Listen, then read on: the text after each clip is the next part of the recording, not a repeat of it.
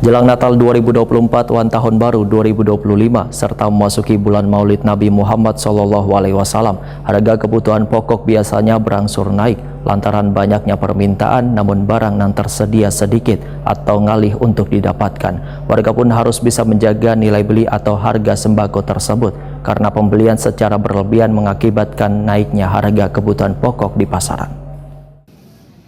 Jelang Natal 2024 wan Tahun Baru 2025 serta memasuki bulan Maulid Nabi Muhammad SAW, harga kebutuhan pokok biasanya berangsur naik.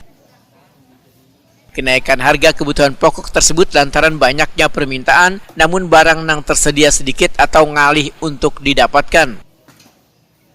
Anggota Komisi 2 DPRD Banjarmasin Muhammad Mustaqim Wetakuni Prima TV memedahkan kemungkinan nilai harga kebutuhan pokok menjelang Natal 2024 wan Tahun Baru 2025 serta masuki bulan Maulid Nabi Muhammad SAW akan semakin naik, namun warga diminta untuk kada panik menukar sembako secara berlebihan.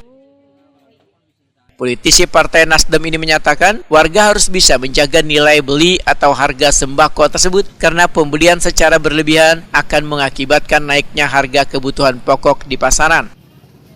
Muhammad Mustaqim meminta pula pada instansi terkait untuk turun ke lapangan memantau ketersediaan kebutuhan pokok tersebut agar tetap tersedia, bahkan bisa pula menggelar pasar murah bersubsidi untuk meringankan warga.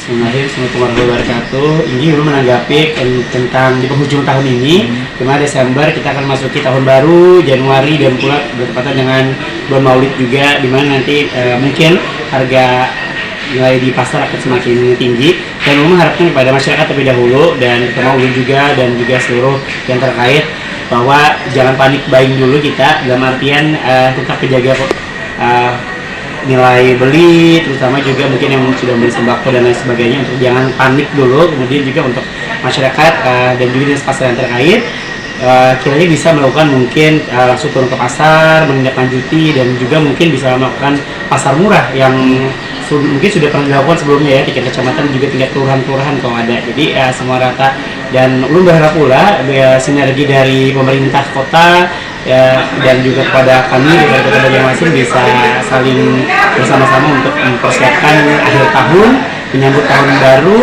dan menyambut bulan Januari, karena bertepatnya bulan Maulid ya, nanti dimana mungkin banyak kegiatan-kegiatan dilakukan di bulan. Muhammad Mustaqim berharap walaupun menghadapi kegiatan keagamaan, namun ketersediaan kebutuhan pokok wan harganya tetap stabil di pasaran.